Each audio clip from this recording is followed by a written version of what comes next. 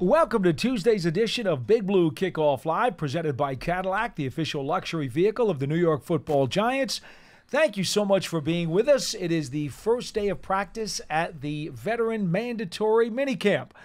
I'm Paul Dottino, who's two-time Super Bowl champion Jonathan Casillas, at jcasillas52. I am at Giants WFAN. I know we're starting late, folks, but we did try to get the advisory up on Twitter for you earlier. 2 o'clock start this afternoon because we did have the first minicamp practice as well as a media availability.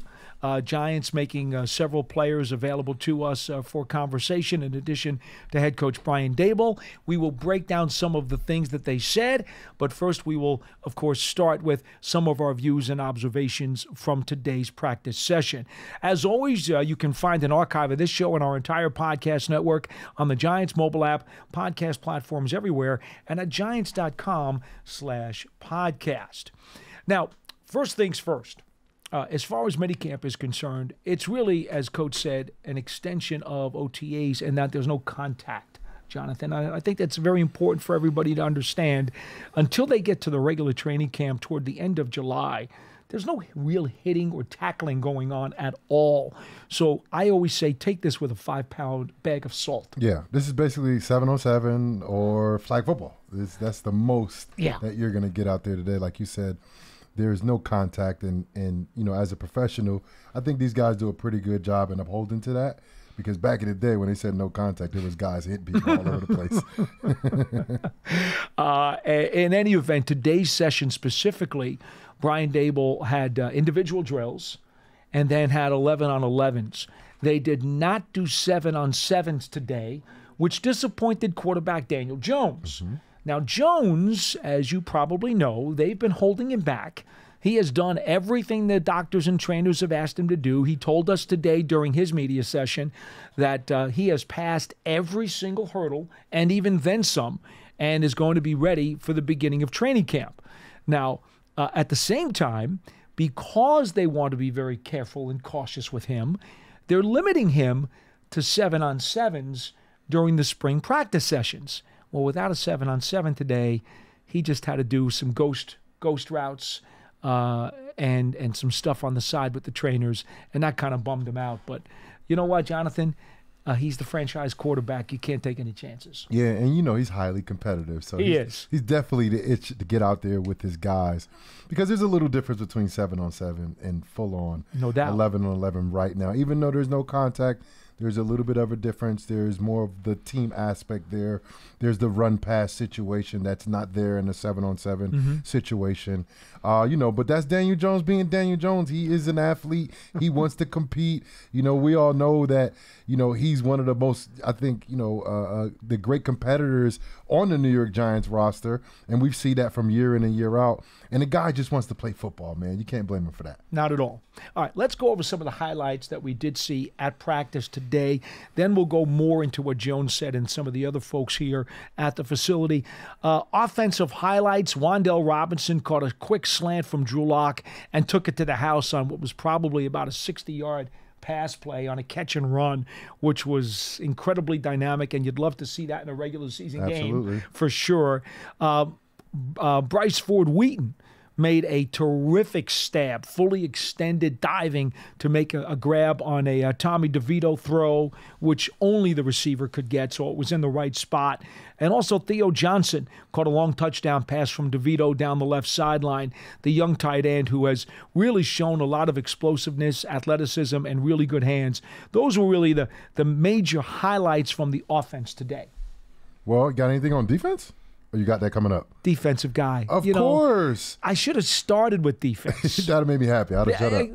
Exactly. See, that's why you looked at me with that puzzled grin on your face. Like, what is he doing? Are we Doesn't biased? he know? Right. Are we biased here? Like, I'm biased for sure. I don't know he played linebacker, right? Okay, on defense. Let's go. Caleb Hayes, pass defensed on a post thrown by Nathan Rourke, where he closed very quickly at the very end of a long bomb and was able to knock it away. Then he had another pass defensed on a flat route off to the sideline that Rourke also threw, and he closed and read it and jumped in front and made the play. That was really cool. Brian Burns, very impressive coming off the edge. But again, we talk about these drills. I hate to even talk about potential sacks during these drills because it just doesn't make sense to me. No, I hate when writers and other media talk, oh, he should have had 3 sacks today, or he got in the backfield nonstop. No kidding. No kidding. The offensive lineman can't do a thing. Really. I mean, Pearson could beat somebody off the edge in these drills. All right. Anyway.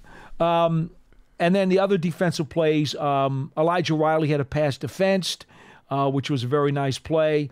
And then Dre Phillips with an interception off a deflected ball by the wide receiver Houston. You guys, Dennis Houston, remember he had made some plays the other day. He had picked the ball up in the air, and Phillips came down with a pick. And that was, the only turnover that I saw on defense today. Those were some of the plays. I don't know how many of these, carry more than 5 pounds of salt for you. But these were some of the things that happened today. But usually when you look at days like this, especially mandatory days where basically everybody has to be here, but the Giants have been having really good attendance here. No complaints about the attendance. Everybody's here. Few months. As far as we know. The question is, who won today, offense or defense? I was there, but I wasn't as intently watching as you were. Who won today, offense or defense? Don't look at your notes. Just tell me what you feel, how you felt when you walked off the field. Okay, when offense had a good day. Usually when the offense has a good day, I mean they won the day, usually. When they walked off the field, I thought it was a draw. A draw? Oh, he copped out, Pearson. You see that? Copped out. He copped out. I'm sorry. All right. Okay. Way to Look, be PC. I know. Back and forth. I know you're a little young to remember the 1970s and the big heavyweight boxing matches that we used to have. Because I wasn't alive. I know that. But I'm telling you, there would be mega fights. They were 15-round heavyweight championship fights in those days. And there would be mega fights where the scores would be like 7, 5, and 3. Right. Because there were 3 rounds that were a draw. Right. Draws were not uncommon to have draw rounds in heavyweight championship fights. That was a common occurrence, folks. So I grew up in an era where, you could say draw and not necessarily get looked at like, oh, you're just being a weasel. Okay? No, those were legit, man. Yeah, but that's how it works, though. Back and forth between the offense and defense. If you just consider what I just said to you, right? Yeah, it looks even. It's pretty even. Pretty even, yeah. All right. That's good. Yeah, I think so. All right, so let's quickly get to some of the thoughts. The phone number to dial, folks, and while we discuss some of the podium stuff from the media today, we would like you to call in, and the second half of the show, or maybe even before that, we're going to get to your calls, your questions, and your comments at 201-939-4513. 201-939-4513. We will also want to remind you that an archive of this show is available later on the Giants Podcast Network, in case I didn't do that before. I know some people probably missed the show live today because we had to change the time because of the Giants practice schedule. So apologies for that. But we'll also, I believe, Pearson, are we doing that tomorrow as well? Are we changing the time tomorrow too? 2 o'clock again tomorrow? Folks, if you're listening to this on the archive or even live, Wednesday's show is also going to be moved from 12:30 p.m. to 2 p.m. Eastern Time due to the Giants practice schedule. That will be the second mandatory minicamp practice of the week. There'll be an early walkthrough on Thursday morning, but that's nothing much to speak of. And then the players are off until training camp starts in late July. So it's about a 6-week blackout period for the players. We'll still be here to do Big Blue Kickoff Live. Don't you worry about that. We'll take your phone calls and have conversation with you. But there is a blackout period for the players and the coaches, and they got to have some time off and have some vacation time. So just to get you apprised as to what the schedule is. All right, couple of thoughts here. Let's quickly go to you on Darren Waller. He did, in fact, decide to retire, cited a lot of personal issues and things that he had to navigate in his own life, and has decided that football is not in the cards.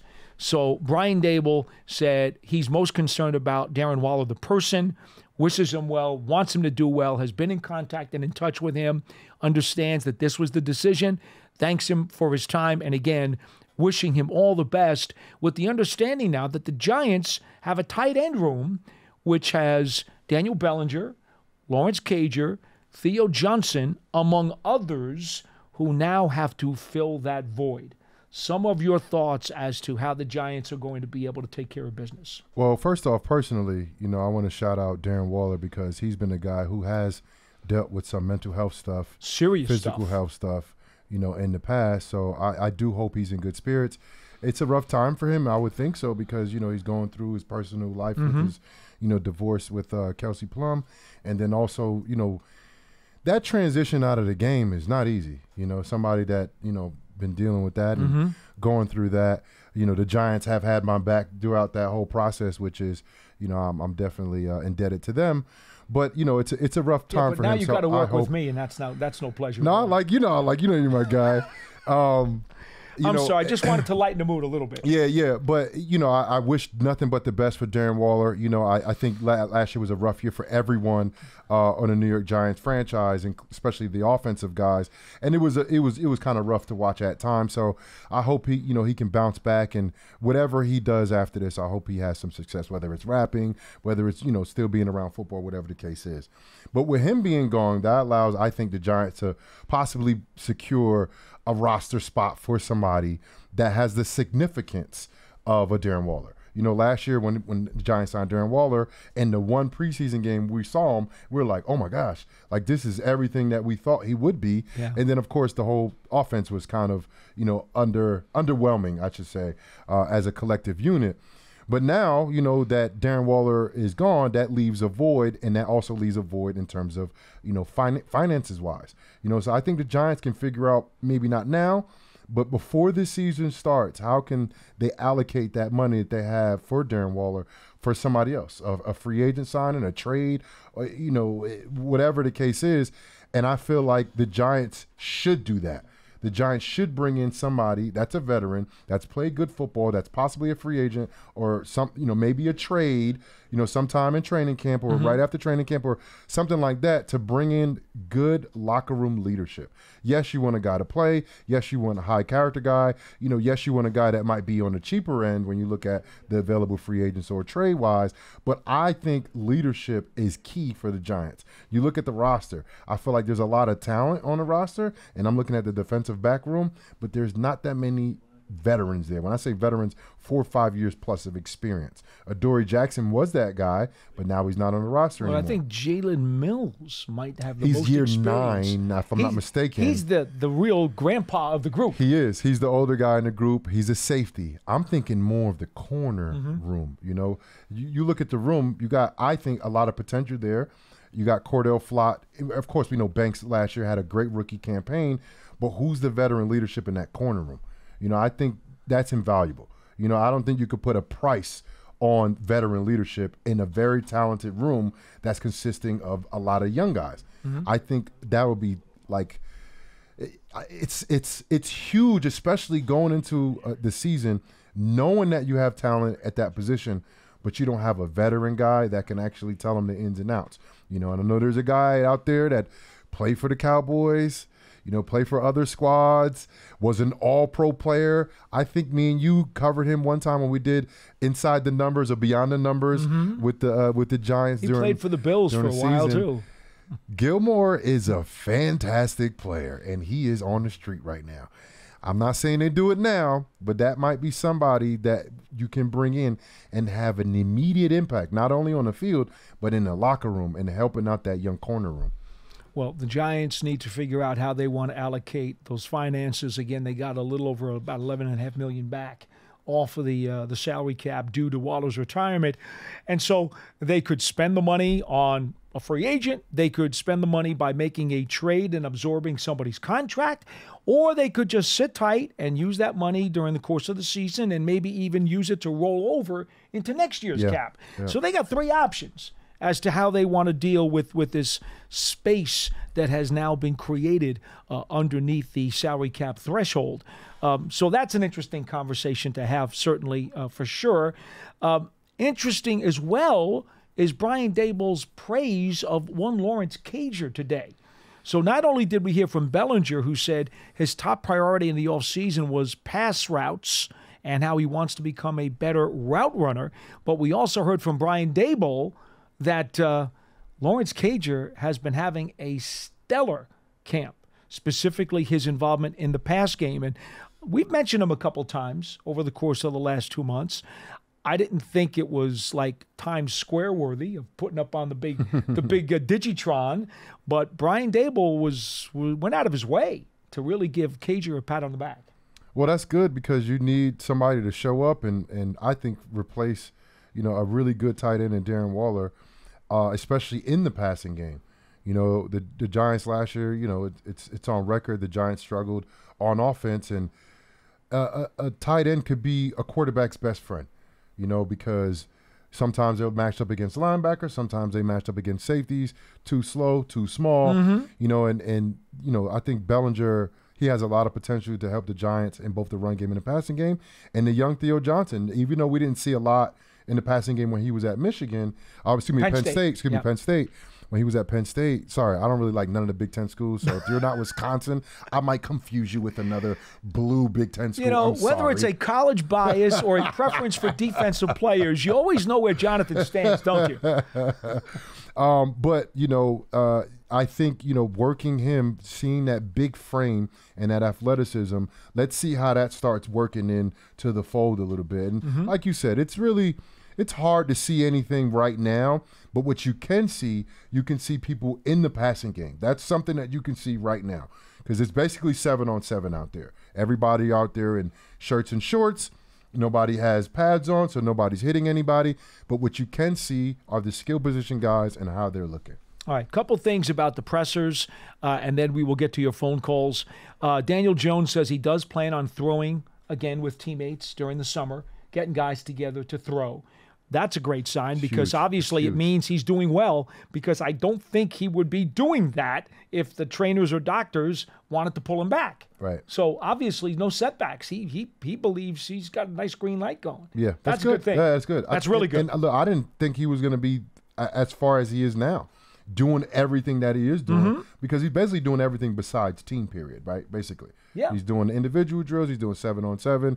He's doing all of the runs and all that. And you saw him running today. Looked good running, man. He's been looking good for a while now. So do we expect him, start of training camp, to be taking snaps at the start of training camp fully padded? It would not shock me. Right. It would not shock me at all. Yeah. And that is the goal. That he's ready now. That is the plan.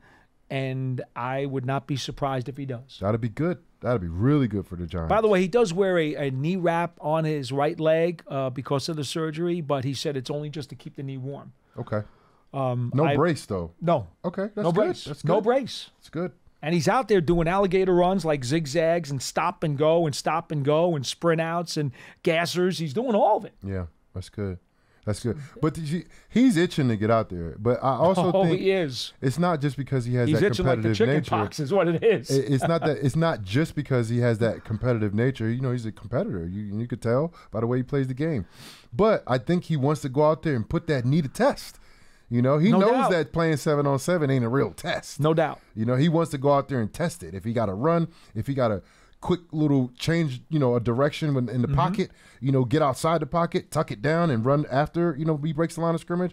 I know he wants to do that. He's itching to do that. But, Ronnie Barnes, he's a great trainer, ring of honor for the Giants. He knows what he's doing. He took care of me when I played, and I know he's having that conversation with Daniel, just pulling him back off the edge. All right, relax. We know you're good, but just relax a little bit. We need you in August and September. We don't need you here in June. Well, somebody's got to hold him back, and Ronnie's the guy to do it. He is the guy to do it. A couple other notes on the defensive side. Oh, actually, I should say Jones was also very praiseworthy of Jalen Hyatt, who he has been throwing to a lot during this offseason about his progression, his route running, his detail orientations, or his his attention to detail is what I'm trying to say. There we go. Hyatt's attention to detail in his route running during this offseason genuinely seems very excited by what Hyatt could bring to the table in year 2. All right, defense. Bobby Okereke says, as far as he's concerned, that Wink Martindale, who was a big blitzer, well, they're going to blitz a lot less this year. Bobby says as the middle linebacker, he's going to be more involved in coverage this season, and you'll see much more diversity and looks in the scheme. than you saw last year, but does say they'll be very aggressive against the run. Did say he picked up some things from Wink about the blitz that he will use this year in the defense. And then his last important comment was that he does believe Brian Burns' addition to the pass rush is going to force quarterbacks to get rid of the ball faster. Yep, and he's talking about in a 4-down, no extra blitzer or no extra rusher to that set, which is good. That means you have 7 people in coverage, you have 4 people rushing, and 4 people doing their jobs. And if you look around the league, a lot of teams that have success defensively, like the Buffalo Bills, consistently year after year, they play a very vanilla, soft cover 2, cover 4, cover 6 type of defense on the back end, and they're rushing 4 every time. If you can cause havoc by rushing 4 and only 4, that puts 7 back in coverage, that becomes a huge advantage to the defense. Malik Neighbors was the other player who talked today. In short, he was poised. He basically gave us a lot of very simple stock answers, nothing that was necessarily newsworthy. I will say this, and you can comment on this, Jonathan, because I think maybe it does speak to his mindset. He said he can tell the competition has picked up as they've gone on through the spring, that the wide receivers move a lot in this offense. Pre-snap motion, we're going to see a ton of that with all these guys because Dable really wants them to be interchangeable. And he says he doesn't feel pressure about being a big-time playmaker or the number 1 pick. He says, I'm just trying to provide competition in the wide receiver room and being myself. I tell you, for a guy who does celebrate on the field, he does it at practice, he says he likes to interject a lot of enthusiasm into the room, and on the field, when given a chance to maybe spew about himself, he didn't do it. And that's a good sign because I don't think anybody wants to see the disease of me, and I didn't see it. That's good. And he said he doesn't feel pressure. Not yet. Not yet. He will. He will. Well, this is the New York Giants. No DBs are blowing him up here. Right. He hasn't had a game-winning touchdown quite yet. And that's good, man. I think the kid has a great attitude and a great approach to this time of the year. The kid is a phenomenal talent. I think there's no question that his potential is there. The Giants just have to figure out offensive connectivity together, and it starts with the quarterback position. And, the signs of Daniel Jones reporting for training camp day 1 as a healthy participant is looking good. It's trending in the right direction, which is good for the entire team. Well, and of course, Neighbors with his explosiveness, and Daniel was asked about Neighbors too, but he said the obvious. Very explosive, great with his hands on the ball, terrific catch radius because of his acrobatics. Every quarterback loves the fact that a guy can go get the ball. Yeah. I mean, someone who can attack the ball is going to be the passer's best friend. Let's not kid ourselves. Neighbors can do that. So in any event, we're going to get to your calls now after I quickly tell you the Giants Huddle podcast is available all year long, featuring long-form interviews, Giants past and present, NFL folks as well. Search for the Giants Huddle and subscribe to your favorite podcast platforms. We'll go to giants.com/podcasts. And don't forget, if you're on Apple Podcasts, you can leave a 5-star review. Lets everybody know you like the program. Giants season ticket memberships are available, taking your fandom to the next level for the 2024 season. To learn more about exclusive member benefits, visit giants.com/tickets. Limited inventory is available. And the official Giants TV streaming app is Giants TV. And it has all kinds of original content. It's on demand and direct to Big Blue fans. Giants TV is free on Apple TV, Roku, and Amazon Fire TV, as well as the Giants mobile app. We are done with our business, Jonathan, which means we can now get to you, the fans, and talk about Giants football. 201-939-4513. James in Georgia is on line 2 and first on Big Blue Kickoff Live. Hello, James. Hey, what's going on, guys? Good to talk to you. I'm sitting on a forklift right now. Good to talk to y'all. Last time I talked to both of y'all actually before I was taking my son to a football camp. Very cool, and, yeah. And was that you who sent me the picture of you and Evan Neal? Yeah. Yes, sir. It was a good camp. It was a very good camp. Evan Neal's a great dude. Paulie, out of all the questions I could have asked Evan Neal, I said, do you know Paul Dottino? Does he run around like a crazy man like they say he does? He's like, I don't know who that is. All the questions in the world. I have these guys trained very, very well. They know that outside of these walls, they don't talk about me. That is a no. They are trained well. The Godfather. That's it, man. I've been around a long time. I got some clout. Yeah, listen, I'm running around the camp, not like the rest of the parents are enjoying the shade, sitting off to the side. They recruited me to help with the drills. I volunteered, basically. Good stuff. Standing off, running around. Pretty much I was recording my son, trying to make his reel tape and all. But I just had to tell you, it was a really good camp. I didn't go to the one last year. I'm going to try to make it next year. It'll be my son's senior year. Mostly a lot of little kids there, though. Evan Neal's a really good dude. He is a good dude. I want to put that out there. As far as, I guess the most recent Giants news is the retirement. And I guess my feeling is unless you bring in like a Gilmore, the veteran presence in the one position that we need one, in my opinion, then I would say just save it for a rainy day, because a rainy day is coming. You know what I'm saying? And you don't got to pick up Gilmore today. It could be a week 4. If he's still on the couch at the end of training camp. Before week 1 starts. Right. One of them late guys who don't want to go to training camp. He might be waiting just for that. He might be fielding phone calls right now. Waiting until training camp is over and then jump on the bandwagon. But outside of probably cornerback. I really do like our depth and what the team looks like now. Just see what we got, see what the squad looks like going forward. Jonathan, appreciate all the tidbits you gave on the show last week. My son, he was sitting there, he listened, he applied them, and I appreciate what y'all show's great. Love y'all. I'm gonna listen off the air. Thanks, boss. James. Appreciate the call. 201-939-4513. Not that I'm going to be tampering in any way, but let me give you a couple of names of veteran corners who made $10 million base or less last year. Just a couple of names who, if you'd like to do some research, these are some of the guys who are available. Now, Adoree Jackson obviously was with the Giants last season. He was making $13 million a year. Okay, in his contract, and right now he's a free agent. So Adoree is still out there. Stephon Gilmore is still out there. What's that percentage number? What's that number? The percentage of snaps the guy played on the team last year. Patrick Peterson is just so far in the down for me. I don't think that I'd even consider that. Steven Nelson was with the Texans last year, and he's currently available. There's a veteran who certainly has a lot of pelts on his belt during the course of the NFL career that he's had. Other than that, I don't know there's anybody else of real significance that I might think about. Fabian Moreau, our old friend Fabian Moreau, believe it or not, was with the Broncos last year and not doing anything. Killer Witherspoon, I talked about him way back when, several months ago.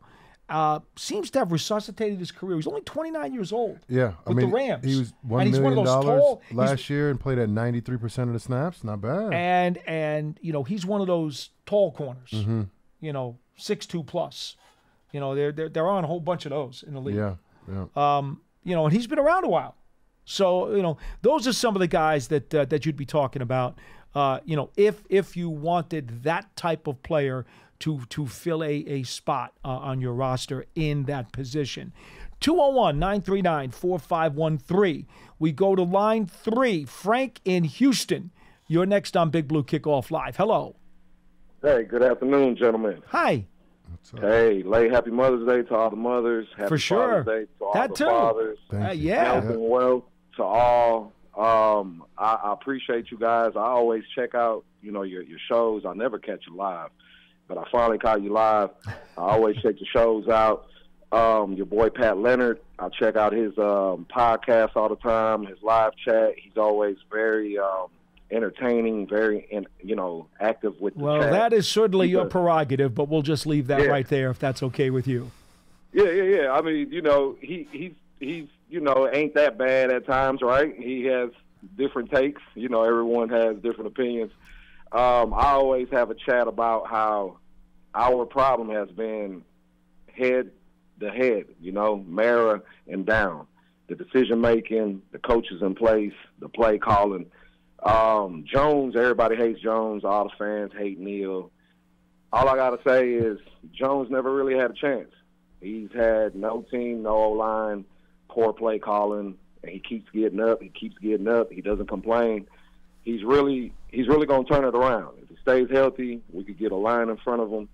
It's going to be all right for Jones. But it starts with the play calling. You know, it starts with situational awareness. Because there's so many games that we've had in the past couple of years that we've lost by, you know, a possession. You know, 2, 3, 4 games a season. You know, we're losing by a possession. You know, it's 3, 4, 5 games a year that so close. You know, we lose it. It's like, what's going on? And it's really the play calling, just situational awareness. And hopefully that turns around. I'm glad Coach Dayball, he's taking over the play calling, and he's more active with it, as they say, in camp so far. But everybody's giving Neal a headache. He was injured, you know. The guy was injured. All the pressure was coming from the middle. It didn't help that we're going against playoff defenses the first half of the season, and we're not even running 12 and 13 personnel to try to help them and give the ball to Barkley more and try to, you know, help the whole line. We were trying to, you know, we thought we had Patrick Mahomey Jordan back there, you know. We thought we could do the spread out offense and throw the ball everywhere, you know. So we got Jones hurt again, and now we're looking at, you know, what we're going to do. We brought in Locke. Locke is a cool backup. To me, he's not better than Tyrod, but, you know, he'll do suffice for now. But for Jones, I believe that it's all about the confidence that the staff gives to him. It's about the confidence that, hey, man, we're going to take care of you. Hey, man, we know what you like to run. We know what you're better in. We're not going to force you to try to run a scheme that you're not – that it's just not going to work with no O-line, no receivers. Now that we have weapons, right, we got more weapons, neighbors. We got O-line. We got the coach Priscillo coming in. I believe it'll gel a little more. It'll gel better. It'll give us a better shot. I don't know what was going on with the O-line coach Johnson. I guess Dayball wanted his homeboy to, you know, stay in, you know, with a job and stuff. And the scheme maybe didn't fit with Kafka and everybody. It just wasn't right. You know, it didn't gel right. Musical chairs at O-line and, you know, different play callings during the game that didn't make sense. But now moving to this season, it's like each summer we have plenty talent. And then each winter is like a misery, right? So with all this talent, you know, we got Ovi, we got the DB Johnson, you know, we got some kids that are young that we're able to probably look for a better practice squad. You know, I'm not even saying put Ovi on the starter or even Johnson starting or Giles in a year. But looking at the talent, it looks like the practice squad is going to be a lot better. So my practice squad is a lot better because if you practice hard, you play hard. So my practice squad is elevated. That means my 53-man roster is a lot better. So when we're going into this season, I'm just really looking forward to how the coaching staff decides to put the scheme together. Because we have Singletary, right? He's a great seasoned veteran back. I'm from Houston, so, you know, I'm a home teamer. Stroud's amazing. Singletary helped him out a lot. So I believe that Singletary will do a great job for the young running backs. All right, let me ask you this, Frank, before I let you go, because we have other callers, but I do want to ask you this. Since you saw Singletary day in and day out being in Houston, what's the best thing about his game? What's the one thing you really liked that he'll bring to the table for the Giants as the lead in their rotation? I'll give you a couple things with Singletary. He's a stand-up person, number one, a great human being, great individual. He's a hard worker. You never seen him on the sideline fighting or into any type of mess. He's always keeping his head down and working hard and pushing forward. And then as his game on the field, he's not a player that is selfish. He doesn't worry about personal achievements. So as soon as he sees a hole, he hits the hole. He goes north and south. He doesn't do the dancing. He doesn't do the undecisiveness. He's the type of back that, hey, it's 1st and 10. Let me go ahead and just get these little 3 yards if that's all I could get. Right. That's better than a negative. So with that being in a locker room with youngsters like Tracy and more younger running backs that we might bring in, that'll show them, hey, you don't have to try to make the home run play. Hey, you don't have to try to keep letting the blockers open up the hole for you. If you see it, just hit it and go. Well, Frank, that's the kind of leadership that Jonathan was talking about, if perhaps bringing into the secondary room, the corner room in particular, and that's the kind of thing that you believe Singletary will bring to the running back room, and the Giants agree. Frank, thank you for the call. I got other guys trying to get in. Wealth always, and we'll talk again. Thank you. Please do call us again. 201-939-4513. You want to respond quickly to one of his points, and we'll go back to the calls? I mean, he was kind of all over the place. Well, I think he had a lot built up. He was saving his points for a lot of shows, and he got them all into one. Yeah. You can tell he's a fan. There's no doubt. He spoke with that passion. Hey, by the way, Giants will be in Houston this year during week 2 of the preseason, just so you know. Well, I mean, he kind of hit on everything. But I did hear one thing he said. I got to disagree with him. He said Daniel Jones never had a chance. That's not true. It's just that the situation around him, or the situation that happened during the season, wasn't ideal. But Daniel Jones had every chance to, and his best chance got them into the playoffs. In 2022. He's had several chances, 5 years of chances to play, and one playoff year. But the potential is there. His highs, I think, I take that over his lows. Like, I see his highs and I say, all right, I like that. The lows I've seen too. And it's like, okay, could I deal with the highs and take some of the lows? Yes, I would definitely have him be somewhere in the middle where he can, win. It's all about winning games. I don't really care personally how each individual player plays. It's all about winning games. Sometimes your stats may not look, up to par in terms of what the outside world may think of a winning quarterback. But if you look at his stats in 2022, when the Giants were the best team since 2016, statistically wise, making it to the playoffs again, Daniel Jones' numbers did not jump off the page. No. His efficiency did. Correct. And that's what truly matters. If you're throwing, 35, 40 touchdowns a year, you don't have to have the greatest of efficiency. Well, the 16 season, Eli carried this team offensively on his back. 15. No, the 16 team that went to the playoffs. Defensively, we were good. The defense was really good. Yeah, 15, we were good. And offensively. Eli carried the offense on his back because there wasn't much else there. Got you. Yeah. It was Eli and the defense that got the 16 team into the playoffs. Mm-hmm. In 2022, yes, it was the defense, but it was their efficiency led by Daniel Jones, who did not turn the ball over and did all the little things that don't show up in the stat sheet to help them win. Yep. Third down, the Giants were really good that year. Excellent. And in the red zone. Excellent in the red zone. Two of the major categories when Correct. you look at teams' win-losses, of course, you look at the takeaway turnover ratio, the turnover margin. And the Giants that year, they were good on all three of those things. So if the Giants, they don't have to be a statistical, juggernaut in any type of way, any player. But what you want to see is good situational football, and you want to see good efficiency from the quarterback position. Yep. That's what you want. Back to the phones at 201-939-4513. We go to line 1, Cliff in New York. You're next on BBKL. Hello. Hey, guys. Great to be with you. Great to hear all the great stuff today.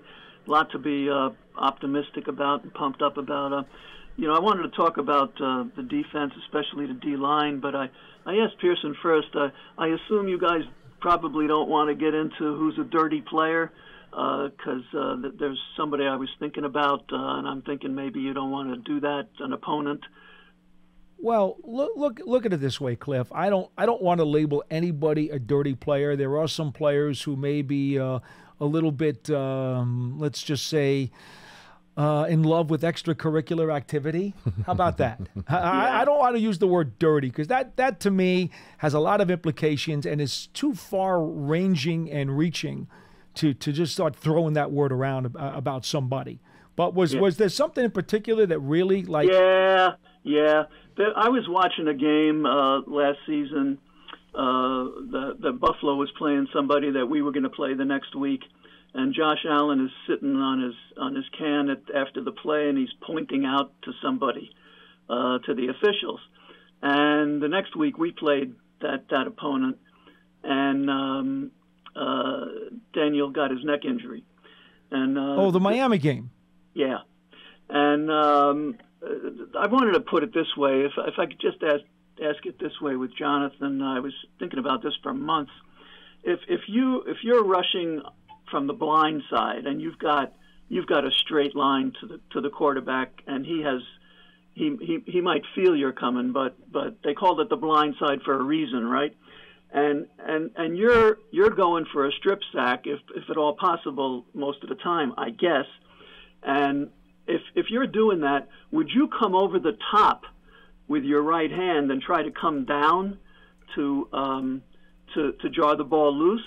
Because that was what happened to Daniel, and I didn't realize that until we saw some film during the combine, which gave a different angle on the play than I had originally seen on the TV, where I thought Daniel just got drilled in the back, and it seemed like the guy came over the top, and I just wondered maybe that's a legitimate move on a blindside rush. Well, man, and I heard Tom Brady say this too, and it's so true. It's not the defensive job to take care of the offensive players. It's not. It's their job to do their job, you know. And I was taught when you're going for that strip sack, and I did the wrong motion. You're not doing this motion, Cliff. I don't know if you can see video right now, but whenever you do, it's not like the wide hook, the wide slap motion. The most efficient way to get the ball out is that you shoot your hand like a jab, you know, instead of throwing a hook. It's like you're shooting your hand at the quarterback, you know. And that, look, if you're hitting a guy's arm that's going back like this, like you can't as a defensive guy, you're not thinking, oh, I don't want to hit his arm at the wrong angle. You're only worried about doing your job. And when you beat a guy and you're, you know, about to hit the quarterback, you're not thinking, I'm going to protect the quarterback while I hit him. No, you're going to think, I need to get that ball out when I hit this guy and bring him down, you know, efficiently, you know, and not let him escape, not let him get the ball out. So, you know, it's hard to say. I hurt a couple people, friendly fire a couple times. I got friendly fired against me, and there's no worse feeling than hurting a guy. There's no worse feeling than that, you know. And I'm not saying some guys, you know, don't feel it, but it's a part of the game. As a player, though, you know, if you're doing what you're coached to do, you're not looking at the health of somebody else prior to the play happening. It's only after the play when you become a human being. And to be honest with you, Cliff, just going back to the Van Ginkel hit, yes, it was not, in my opinion, it was not a dirty play. No. If you really want to try to categorize it, I would say no. That does not check the box. Yeah. All right. Because I was talking to an Eagles fan about it, and they thought that he had tried to hurt Jalen Hurts. Well, you know, if you're talking to an Eagles fan, they certainly know the definition of a dirty play. You know what, Cliff, real quick. I mean, let's get real. I have one example that came to my mind against the Packers playoff, the playoff Packer game in 2016, when I was tackling the running back and I had a cast on my arm. So I had a full cast on my arm that ended about right here. Mm-hmm. When I tackled the running back, my cast got caught on his helmet. And I didn't know his helmet twisted all the way around like that. And he dropped the ball. It was Montgomery. And he dropped the ball, and he came out for a while. And people on X or Twitter back in the day, they were sending me messages like, you tried to hurt our player, da-da-da. I didn't even know what happened.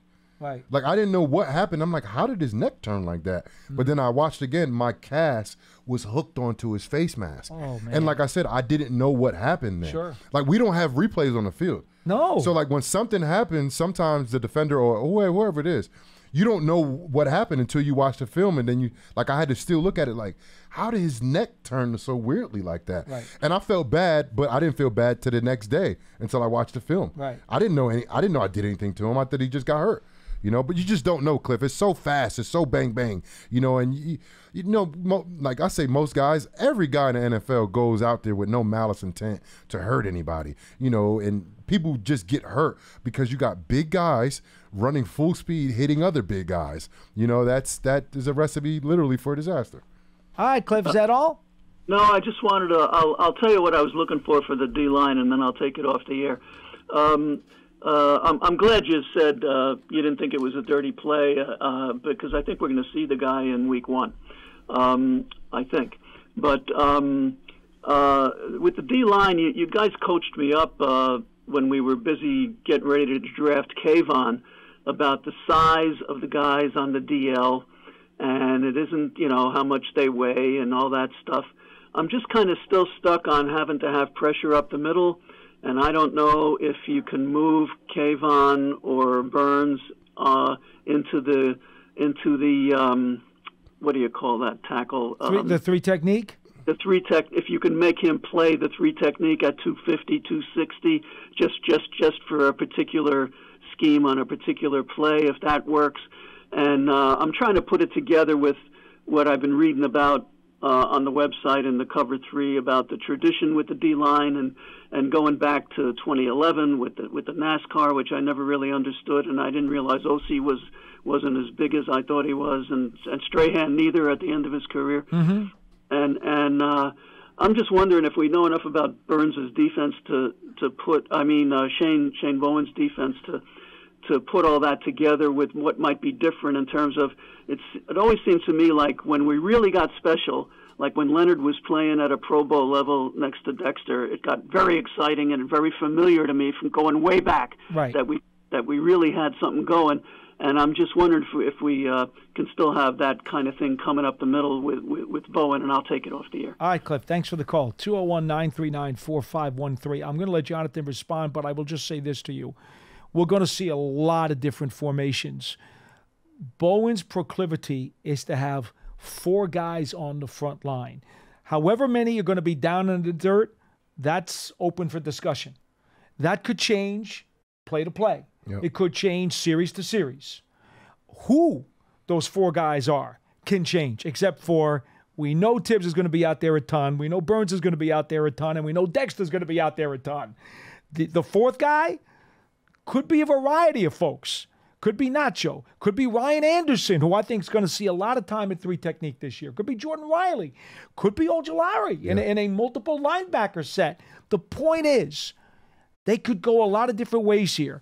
If you're thinking of the old Giants that won by using those 4 guys up front and just saying, these are our 4 and we're coming after you, that ain't going to happen. That's not happening. It's not. This is going to be more scheme-oriented than it's going to be, these are our 4 guys, try to stop us. Yep. They don't have those 4 guys on this team. Yep. And if you look at the roster, how it's made up this year, on the defensive side of the ball, I think you have 2 really, really, really good proven pass rushers in Burns and Kayvon Thibodeau. Kayvon's very young, but I don't think you could take anything from what he's been doing in the league the first 2 years he's been in the league. And then you got Ojulari, who is, I think if you look at the roster as a whole, you look at the top 3 pass rushers, I think everybody could agree those are the top 3 pass rushers. Now, when you get into certain situations, it's very beneficial as a defense to have your best pass rushers on the field at one time. Right, and that presents an opportunity for one of those 3 pass rushers to get bumped inside to the 3 or 4 or 5 technique to rush against a guard. Now, I've talked about this before. So Bowen, he's going to run more of a conservative defense. When I say conservative, that just means adding extra guys to the rush, the 5th guy or the 6th guy, which Wink did on a very consistent basis his entire tenure here in Baltimore, wherever he was at. That's it. That's what he was known for. Now, just because you're not adding extra guys, that doesn't mean your defense is more conservative. It's more of the term of bringing extra guys. When I say conservative, it means rushing 4. You can still cause havoc with 4 rushers. And actually, it's more beneficial for the defense to only rush 4 and cover with 7 because you have more guys covering on the back end. I think the Giants have an opportunity while adding Burns to mix up those different rotational selections given who they're going against, right? And now you look at the 3 top pass rushers. Some of these guys might rush better on the inside against a particular guard or a particular center. Matchups. They're going to match up. Or you still got Dexter Lawrence in there too. So I'm thinking of 4 down linemen throwing in the 3 pass rushers with Dexter Lawrence. I think that's something we're going to see.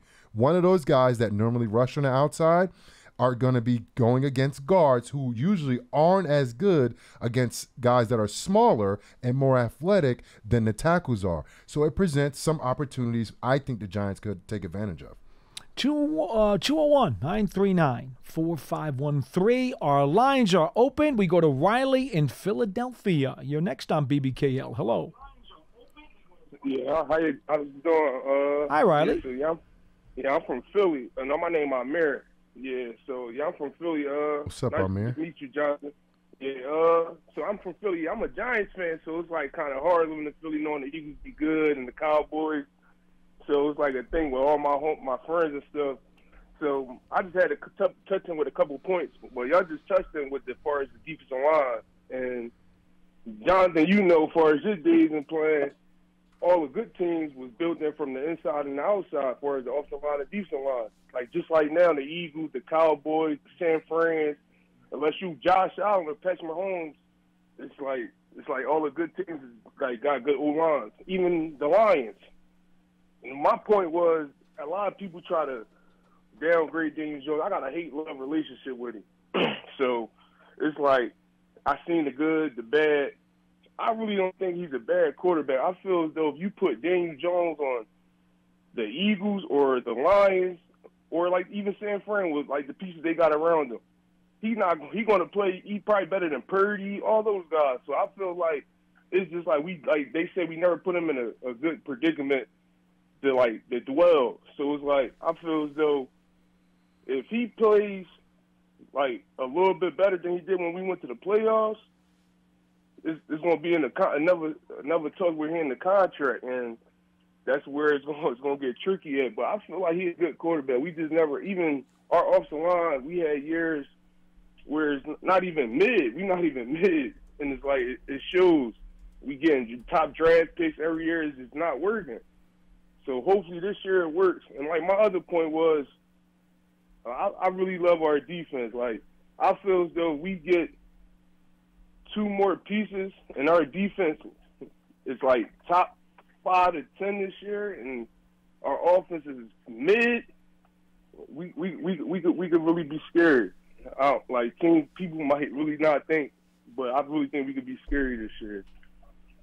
Well, thanks for the call.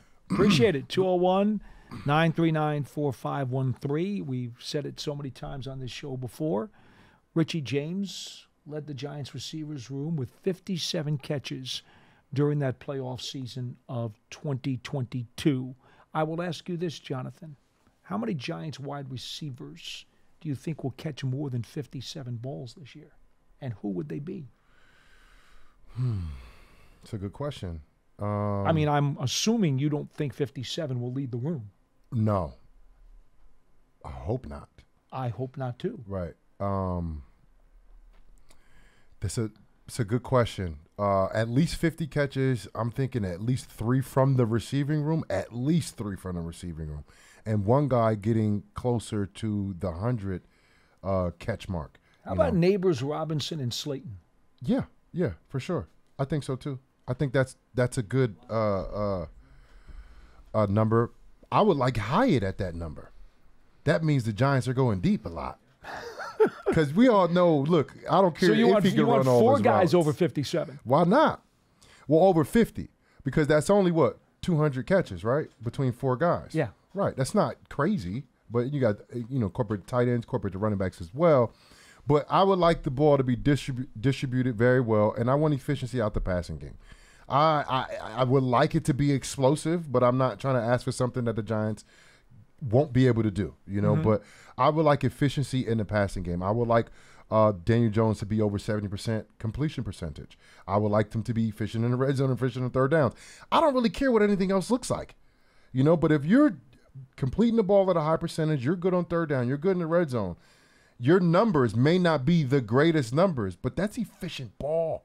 And I don't care if his numbers are very similar to 2022. But if he only throws 5 interceptions, that's a good thing. That's a great thing. It would be a wonderful thing. So for me, it's efficiency. It's not about the statistics. I could care less about statistics. I care about winning. And the Giants need to figure out how to win games. It's a collective thing. You talked about the defense being really good. The Giants' defense needs to play very well this year. in order to get this offense rolling. And I agree with Amir. If the defense can be top 5, top 10, and we got a mid-tier statistical offense, I think that bodes very well for the Giants. I really do. You know, but the Giants can't do is be inefficient on offense, cause a lot of turnovers, and then on defense, not taking the ball away. That's gonna result into a lot of losses and not a lot of wins. Yeah. So if the Giants can figure out a way to play efficient football, I don't care if we have a 1,000-yard receiver. I don't care if we have a 1,000-yard rusher. If we have efficient football being played, the Giants will win a lot of games. And it doesn't matter what the statistics look like. You could win by 1 point. You could be outgained by 20 yards. A win's a win. I don't care what the stats look like at the end of the year. As long as the Giants are pushing, come end of December, early January, they're still pushing and pushing for that playoff spot. 201-939-4513. You got a few minutes left. Derek is in Kansas City. You are next on BBKL. Hello. Hey, what's up, guys? How's it going? Good to talk to you. What's up, Derek? Hey, I just wanted to show some support, man. I'm really excited for this year. I hope Wandale, Jalen Hyatt, and the league neighbors, everybody gets to eat, and I'm ready to see Daniel Jones out there, and you know what I mean? I'm just happy for him, and I just wanted to show some love, man. Thank you. Appreciate the call. That was quick. We got time for one more quick one. If somebody wants to get in on really fast, we'll give you a quick 2-minute phone call if you like. Our lines are open, 201-939-4513. The one thing that I think is important, even more so than how they do it, and you just said it in terms of you want to win, be efficient and win, just have a good September. Please have a good September, because we know how the snowball rolls downhill. And if you get off to a rough September start, and then right after that early couple of games, there's that nasty 5 or 6 game stretch where all of a sudden, there's a possibility, if you don't get off to a good start, that by the midpoint of the season, around Halloween, you could be suffering a lot of headaches and a lot of stomach aches and not feeling real good about the situation. Yeah, I agree with you. Just paying attention to what the Giants have been doing, it's almost like they have to start fast.